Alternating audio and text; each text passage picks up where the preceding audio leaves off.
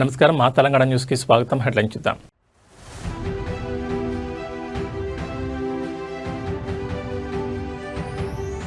ఢిల్లీలో సీఎం చంద్రబాబు పర్యటన, కేంద్ర మంత్రి పీయూష్ గోయల్తో అత్యంత కీలక భేటీ.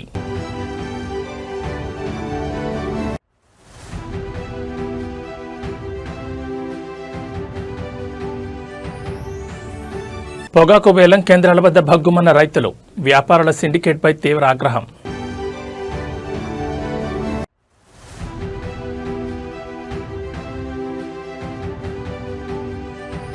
హైదరాబాద్ మల్కాజ్గిరి సైబరాబాద్ అభివృద్ధిపై సీఎం రేవంత్ రెడ్డి సమీక్ష, పనుల్లో వేగం పెంచాలని ఆదేశం.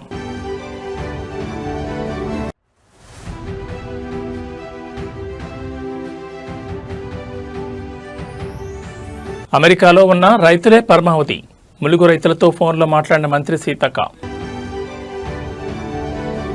ఇక డీటెయిల్స్ చూస్తే, ఆంధ్రప్రదేశ్ రాష్ట్ర సమగ్ర అభివృద్ధి మరియు పారిశ్రామిక పురోగతి లక్ష్యంగా ముఖ్యమంత్రి చంద్రబాబు నాయుడు ఢిల్లీలో బిజీగా గడుపుతున్నారు. ఈ పర్యటనలో భాగంగా కేంద్ర వాణిజ్య పరిశ్రమల శాఖ మంత్రి పీయూష్ గోయల్తో సీఎం చంద్రబాబు అత్యంత కీలక సమావేశం నిర్వహించారు. రాష్ట్రానికి నూతన పెట్టుబడులు తీసుకురావడం, పారిశ్రామిక వృద్ధిని వేగవంతం చేయడంపై ఇరు నేతలు కూలంకషంగా చర్చించారు. ఈ భేటీలో ప్రధానంగా ఆంధ్రప్రదేశ్లో కొనసాగుతున్న పారిశ్రామిక అభివృద్ధి ప్రాజెక్టులతో పాటు నూతన రంగాల్లో ఉన్న పెట్టుబడి అవకాశాలపై విస్తృతంగా చర్చించారు. అంతేకాకుండా ఏపీలోని ఆక్వా, మత్స్య పరిశ్రమ రైతుల సంక్షేమం, ఎగుమతుల ప్రోత్సాహం మరియు వారి ఉత్పత్తులకు సరైన మద్దతు ధర లభించేలా కేంద్రం తీసుకోవాల్సిన చర్యలపై సీఎం చంద్రబాబు కేంద్ర మంత్రికి వినతిపత్రం అందజేసి చర్చలు జరిపారు. ఈ కీలక సమావేశంలో కేంద్ర మంత్రులు కింజరపు రామ్మోహన్ నాయుడు, పెమ్మసాని చంద్రశేఖర్, భూపతిరాజు శ్రీనివాస్ వర్మలతో పాటు పార్లమెంట్ సభ్యులు లావు కృష్ణదేవరాయలు, బాలశౌరి, హరీష్, బాలయోగి, బీద మస్తాన్రావు తదితరులు పాల్గొన్నారు. రాష్ట్ర ప్రయోజనాల కోసం కేంద్ర ప్రభుత్వ సహకారాన్ని పూర్తిగా వినియోగించుకోవాలని భావిస్తున్న సీఎం ఏపీకి కేంద్ర నిధుల విడుదలపై కూడా ఒత్తిడి తెచ్చారు. ముఖ్యమంత్రి ఢిల్లీ పర్యటనతో రాష్ట్రానికి నూతన పరిశ్రమలు, పెట్టుబడులు వచ్చే అవకాశాలు స్పష్టంగా కనిపిస్తున్నాయి.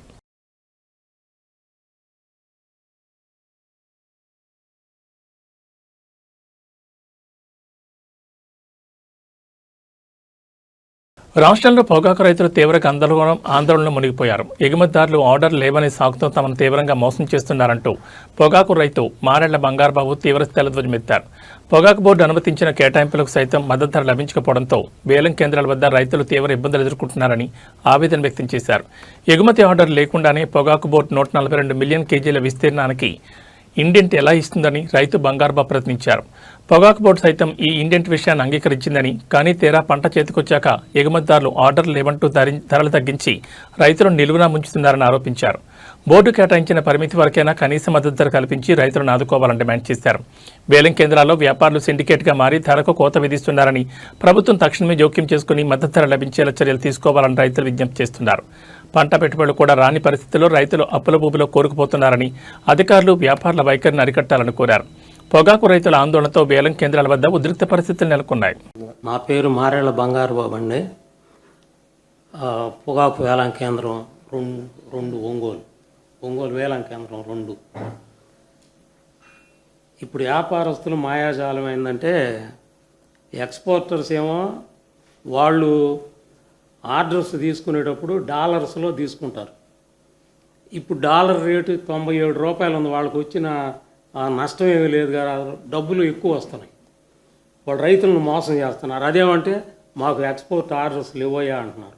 లేకుండా వాళ్ళు ఇండెంట్ 142 మిలియన్లకి ఇండెంట్ ఇచ్చారు. టొబాకో బోర్డు ఆథరైజ్ చేసింది. కనీసం ఆ 142 మిలియన్లైనా గిట్టుబాటు ధర కొంటే తక్కింది సముద్రంలో వేసుకుంటాం, ఏదో ఒకటి చేసుకుంటాం. ముందు ఆ 142 మిలియన్లు అన్న గిట్టుబాటు ధర లాస్ట్ ఇయర్ ఏ ధర వచ్చిందో, మన ప్రభుత్వంలో ఉన్నప్పుడు ఏ ధర వచ్చిందో ఆ ధరలకి ఇస్తే చాలు. మంచి ధరలు వస్తే రైతులు బాగుపడతారు. ఇవాళ రైతాంగం పరిస్థితి ఎట్లా ఉందంటే, తెలుగుదేశం వాళ్ళు, కాంగ్రెస్ వాళ్ళు కానీ అందరూ రైతులే, పొగాకు పడిచ్చేవాళ్ళు అందరూ. ఆ పార్టీ ఈ పార్టీ అని కాకుండా మీ జగన్మోహన్ రెడ్డిని దేశరాండయ్యా మాకు ధరలు వస్తాయి అని అంటున్నారు అందరూ. ఎక్కడ పట్టినా ఇదే గోల.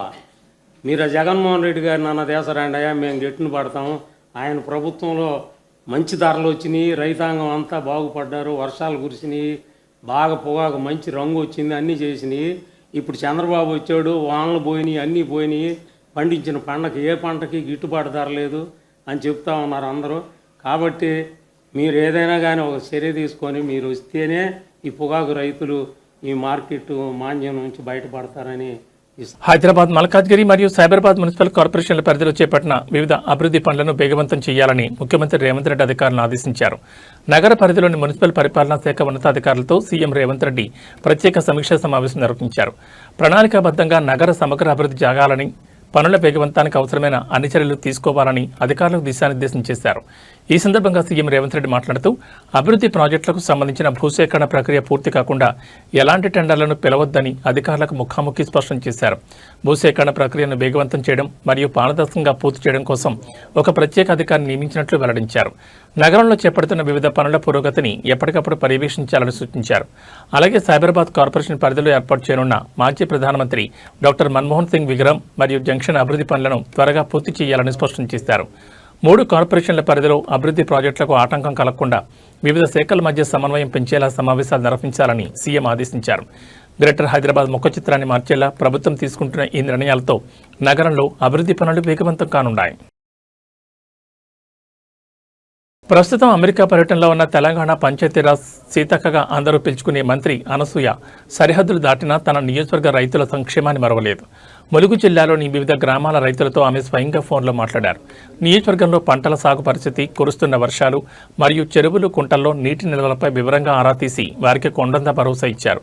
కొద్ది రోజులుగా వర్షాభావ పరిస్థితుల పట్ల రైతులు ఆందోళన చెందొద్దని, రాబోయే రోజుల్లో విస్తారంగా వర్షాలు కురిసే అవకాశం ఉందంటూ మంత్రి సీతక్క రైతుల్లో ఆశలు నింపారు. ప్రతి వర్ష బోటును వడిసిపట్టి భూగర్భ జల మట్టాలను పెంచడమే లక్ష్యంగా ప్రభుత్వం చేపట్టిన జలసిరి కార్యక్రమాన్ని ప్రస్తావించారు. ములుగు జిల్లాలోని ప్రతి గ్రామంలోనూ జలసిరిని ఒక ప్రజా ఉద్యమంలో చేపట్టి విజయవంతం చేయాలని ప్రజాప్రతినిధులకు, గ్రామస్తులకు పిలుపునిచ్చారు. రైతులకు సాగునీరు, విత్తనాలు, ఎరువుల కొరత లేకుండా ముందస్తు చర్యలు తీసుకోవాలని వ్యవసాయ, పంచాయతీరాజ్ శాఖ అధికారులను సీతక్క ఆదేశించారు. సుదూర తీరంలో ఉన్నప్పటికీ తమ సమస్యల పట్ల స్పందిస్తూ క్షేత్రస్థాయి పరిస్థితులపై ఫోన్ చేసి మాట్లాడడం పట్ల ములుగు నియోజకవర్గ రైతులు, ప్రజలు తీవ్ర సంతోషం వ్యక్తం చేస్తున్నారు. అమెరికా పర్యటనలోనూ ప్రజా సంక్షేమే పరమావధిగా వ్యవహరిస్తున్న మంత్రి సీతక్క ఫోన్ కాల్ నెట్టింట వైరల్గా మారింది.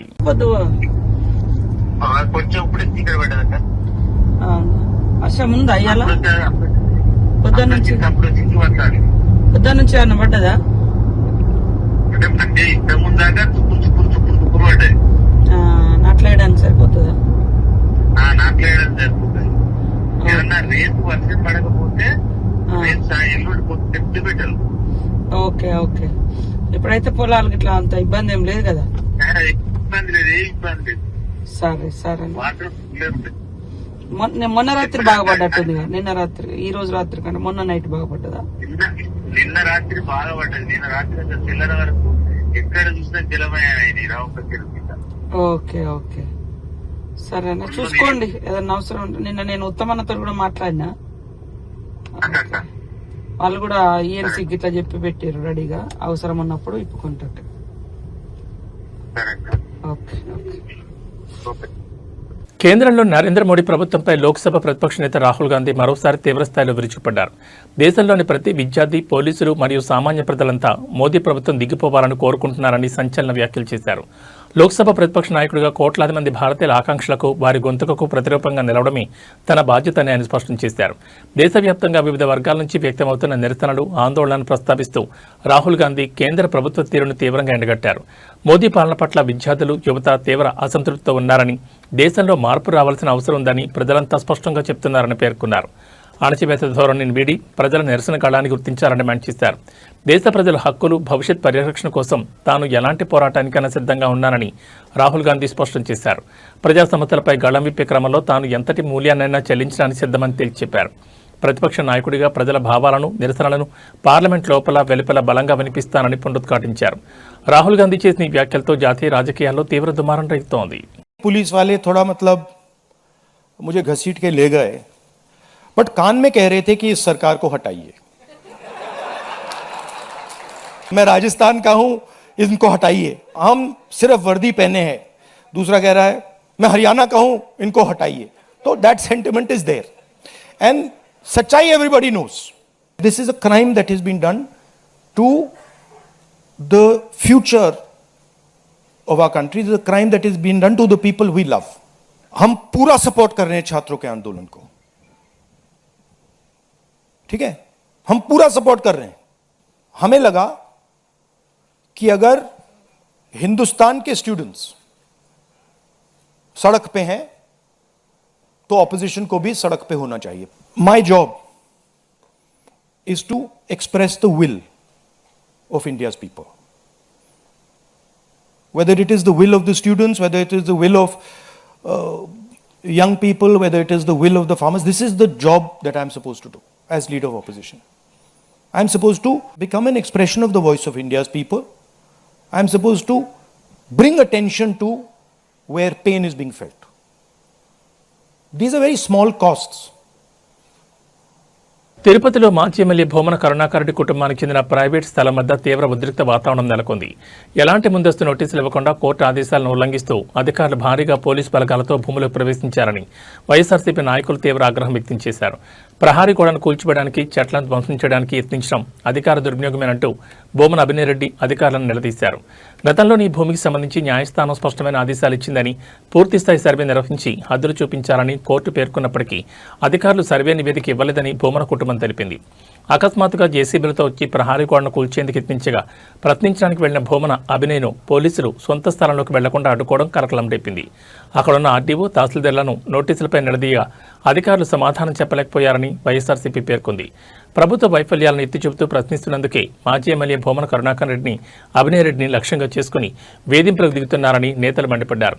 అధికార బలంతో గోడలను కూల్చివచ్చేమో గానీ ప్రజల తరపున ప్రశ్నించే గొంతులను అణచలేరని స్పష్టం చేశారు. చట్టాన్ని ఉల్లంఘించి చేస్తున్న ప్రతి చర్యకు ప్రజాస్వామ్యబద్ధంగానే పోరాడి సమాధానం చెప్తామని హెచ్చరించారు. భూమన కుటుంబ స్థలం వద్ద పోలీసుల మోహరింపుతో తిరుపతి రాజకీయాలు ఒక్కసారిగా వేడెక్కాయి.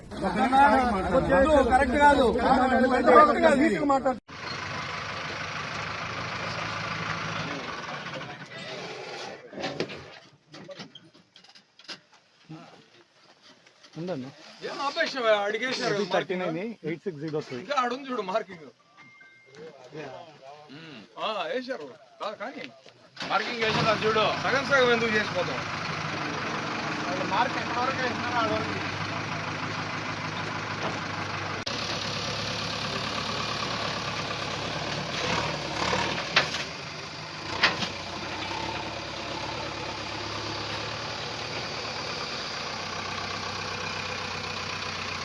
వైఎస్ఆర్సీపీ నేత మాజీ మంత్రి సీదిరి అప్పలరాజు అరెస్టు వ్యవహారంలో ఆయన భార్య శ్రీదేవి సంచలన వ్యాఖ్యలు చేశారు. తన భర్తను అసలు ఏ కేసులో అరెస్ట్ చేశారో, లోపల ఏం జరుగుతుందో ఇప్పటివరకు పోలీసులు ఎటువంటి స్పష్టత ఇవ్వడం లేదని తీవ్ర ఆందోళన వ్యక్తం చేశారు. రాష్ట్రంలో లా అండ్ ఆర్డర్ పూర్తిగా క్షీణించిందని, ప్రజాస్వామ్యం ఎక్కడికి వెళుతుందో అర్థం కావడం లేదని ప్రభుత్వాన్ని, పోలీసుల తీరును ఆమె తీవ్రంగా తప్పుపట్టారు. అరెస్ట్ చేసిన సమయంపై రకరకాల ప్రచారాలు చేస్తున్నారని, న్యాయవాది లోపలికి వెళ్ళినప్పటికీ పోలీసుల నుంచి సరైన సమాచారం రావడం లేదని శ్రీదేవి ఆవేదన వ్యక్తం చేశారు. అక్కడ మోహరించిన పోలీస్ బెటాలియన్ అంతా బయటి ప్రాంతాల నుంచి వచ్చిన వారేనని, పెద్ద పెద్ద కేసులను హైలైట్ చేస్తూ ప్రభుత్వం ప్రజలను తీవ్ర భయాందోళనకు గురిచేస్తోందని ఆరోపించారు. లోపల జరుగుతున్న సమాచారం ఏదీ బయటకు రాకుండా గోప్యంగా ఉంచుతున్నారని మండిపడ్డారు. ఇలాంటి కక్ష సాధింపు చర్యలు పక్కన పెట్టి ప్రజా సమస్యలపై దృష్టి పెట్టాలని శ్రీదేవి హితవు పలికారు. ముఖ్యంగా రాష్ట్రంలో జరుగుతున్న రోడ్డు ప్రమాదాల్లో మరణిస్తున్న ప్రతి పేద కుటుంబానికి ప్రభుత్వం 10 లక్షల ఎస్క్రిషియా అందించి ఆదుకోవాలని విజ్ఞప్తి చేశారు. రాజకీయంగా వేధించడమే లక్ష్యంగా పోలీసులు చట్టవిరుద్ధంగా ప్రవర్తిస్తున్నారని ధ్వజమెత్తారు. మాజీ మంత్రి సీదిరి అప్పలరాజు అరెస్ట్ మరియు ఆయన భార్య శ్రీదేవి వ్యాఖ్యలతో ఏపీ రాజకీయాల్లో తీవ్ర దుమారం రేగుతోంది.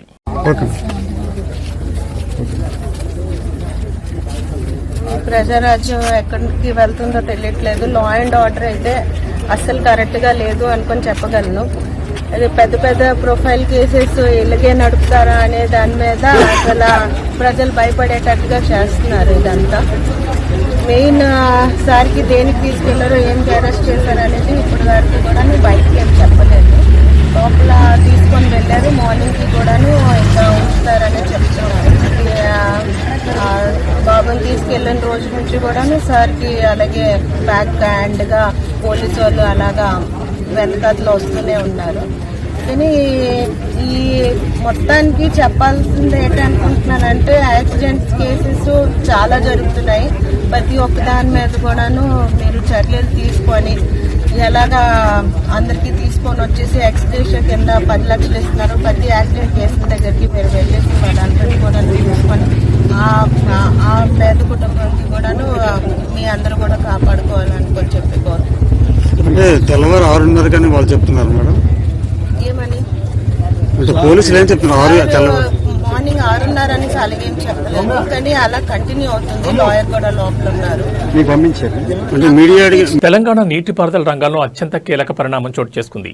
దేవాదుల ఎత్తిపోతల పథకం వద్ద నీటి తోడకం వేగవంతం చేయడంలో బీఆర్ఎస్ సీనియర్ నేత మాజీ నీటిపారుదల శాఖ మంత్రి హరీష్ రావు వేసిన ప్రశ్నలు, ఆయన లేవనెత్తిన డిమాండ్లకు కాంగ్రెస్ ప్రభుత్వం చివరకు తలొగ్గింది. సమ్మక్క సాగర్ బ్యారేజ్ వద్ద వరద ప్రవాహం క్రమంగా పెరుగుతున్నప్పటికీ నీటిని సరిగా ఎత్తిపోసేందుకు అధికారులు చర్యలు తీసుకోవడం లేదంటూ హరీష్ రావు ప్రభుత్వాన్ని నిలదీశారు. హరీష్ రావు తీవ్రస్థాయిలో ధ్వజమెత్తిన మరుసటి రోజే ప్రాజెక్టు వద్ద యంత్రాంగం రంగంలోకి దిగింది. దేవాదులలో ఇప్పటి వరకు నడుస్తున్న మోటార్ల సంఖ్యను ఒక్కసారిగా పెంచింది. మొన్నటి వరకు కేవలం 5 మోటార్లు మాత్రమే నడిపించిన అధికారులు నిన్నటి నాటికి వాటిని 7కు పెంచారు. అయితే వరద ఉధృతికి తగ్గట్లుగా పూర్తి స్థాయిలో పంపింగ్ జరగడం లేదని హరీష్ రావు ప్రభుత్వాన్ని గట్టిగా ప్రశ్నించడంతో అధికారులు మరో 2 మోటార్లను ఆన్ చేసి మొత్తం 9 మోటార్ల ద్వారా నీటి ఎత్తిపోతలను ప్రారంభించారు. దేవాదుల పథకానికి సంబంధించిన 3 విభాగాల్లోనూ పంపింగ్ ప్రక్రియను వేగవంతం చేశారు. ప్రస్తుతం అధికారుల గణాంకాల ప్రకారం ఫేజ్ 1లో 2 మోటార్లు, ఫేజ్ 2లో 2 మోటార్లు, అలాగే ఫేజ్ 3 పరిధిలో ఏకంగా 5 మోటార్లను నిరంతరాయంగా ఆన్ చేసి నీటిని ఎత్తిపోస్తున్నారు. గత కొద్ది రోజులుగా వరద నీరు భారీగా వచ్చి చేరుతున్న ప్రభుత్వం ఆశించిన స్థాయిలో మోటార్లను నడపకపోవడంపై ఆయకట్టు రైతుల నుంచి కూడా విమర్శలు వ్యక్తమవుతున్నాయి. నిజానికి నెల 8వ తేదీ నాటికి సమ్మక్క సాగర్ ప్రాజెక్టు వద్దకు దాదాపు 1,00,000 క్యూసెక్కులకు పైగా వరద ప్రవాహం వచ్చి చేరింది. అయితే ఆ సమయంలో ప్రభుత్వం కేవలం 600 క్యూసెక్కుల నీటిని మాత్రమే ఎత్తిపోతుందని, సమయం వృధా చేస్తే ఆయకట్టుకు నీరు ఎలా అందుతుందని హరీష్ రావు ఆరోపించారు. ప్రభుత్వ నిర్లక్ష్యాన్ని ఎండగడుతూ ఆయన చేసిన విమర్శలతో దిగొచ్చిన అధికారులు ఇప్పుడు పంపింగ్ సామర్థ్యాన్ని గణనీయంగా పెంచారు.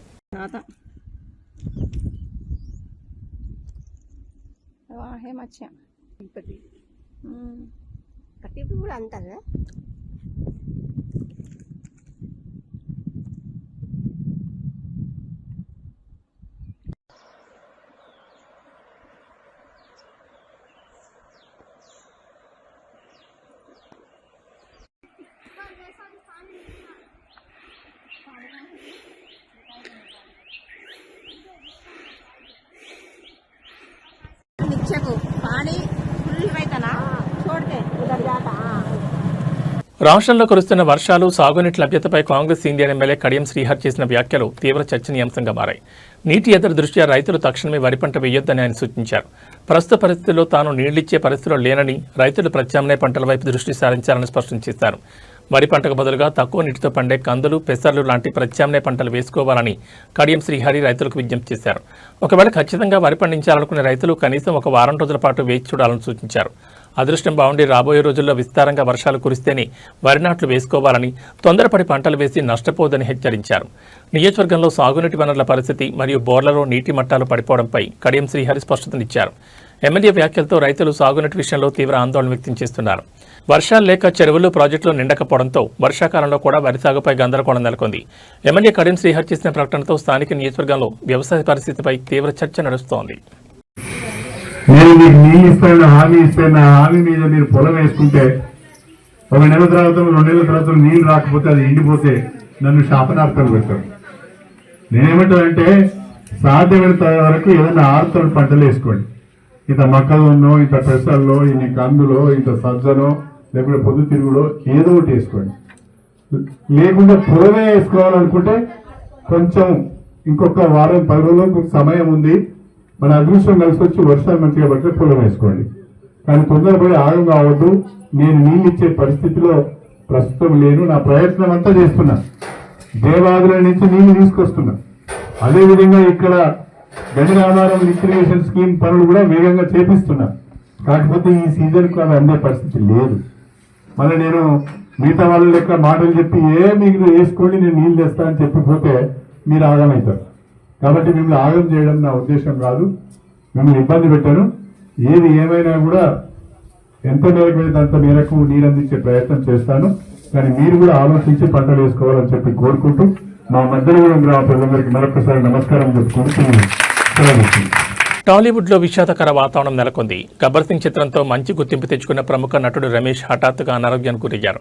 ఆయనకు అకస్మాత్తుగా బ్రెయిన్ స్ట్రోక్ రావడంతో కుటుంబ సభ్యులు వెంటనే అప్రమత్తమై హైదరాబాద్లోని అపోలో ఆసుపత్రిలో చేర్పించారు. ప్రస్తుతం ఆయన ఆరోగ్య పరిస్థితి విషమంగా ఉన్నట్లు వైద్య వర్గాలు వెల్లడించాయి.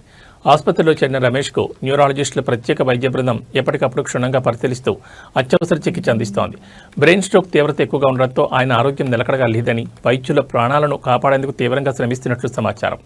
ఈ వార్త తెలిసిన వెంటనే టాలీవుడ్ ప్రముఖులు నటీనటులు ఆయన త్వరగా కోలుకోవాలని ఆకాంక్షిస్తున్నారు. విషయం తెలుసుకున్న వెంటనే గబ్బర్ సింగ్ చిత్ర దర్శకుడు హరీష్ శంకర్ వెంటనే అపోలో ఆసుపత్రికి చేరుకున్నారు. రమేష్ కుటుంబ సభ్యులను పరామర్శించి వారికి ధైర్యం చెప్పారు. వైద్యులతో మాట్లాడి రమేష్ ఆరోగ్య పరిస్థితిపై ఎప్పటికప్పుడు వివరాలు తెలుసుకుంటున్నారు. ఇండస్ట్రీలో ఎంతో చురుగ్గా ఉండే నటుడు ఇలా అనారోగ్యానికి గురికావడం సినీ వర్గాలను తీవ్ర దిగ్భ్రాంతికి గురిచేసింది. నటుడు రమేష్ త్వరగా కోలుకుని తిరిగి రావాలని అభిమానులు ప్రార్థిస్తున్నారు.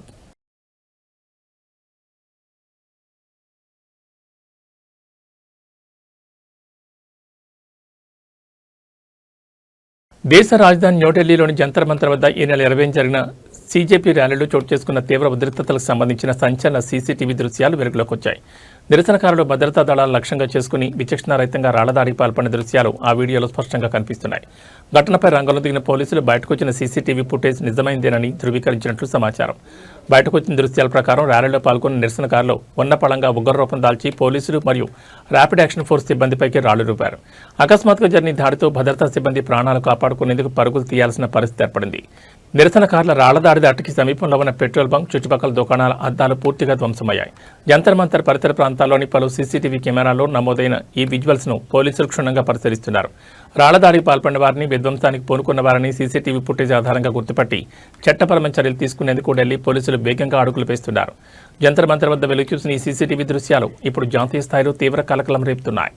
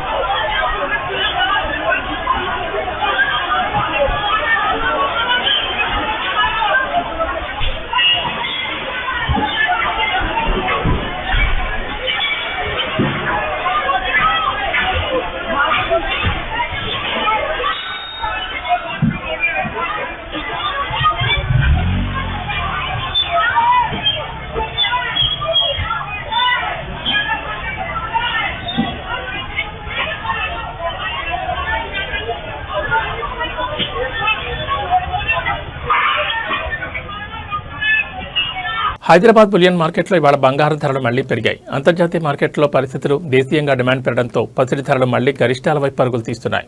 కేవలం బంగారం మాత్రమే కాకుండా వెండి ధర కూడా ఆకాశాన్ని అంటుతుండటంతో కొనుగోలుదారులు తీవ్ర ఆందోళన వ్యక్తం చేస్తున్నారు. తాజా ధరల వివరాలను పరిశీలిస్తే హైదరాబాద్ బులియన్ మార్కెట్లో 24 క్యారెట్ల 10 గ్రాముల ప్యూర్ గోల్డ్ రేటు ఇవాళ ₹770 పెరిగింది.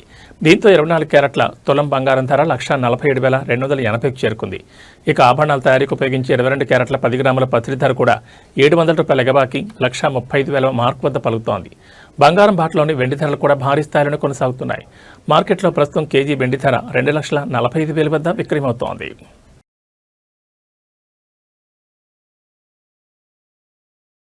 ఈ బులెటిన్ విశేషాలు. నమస్కారం.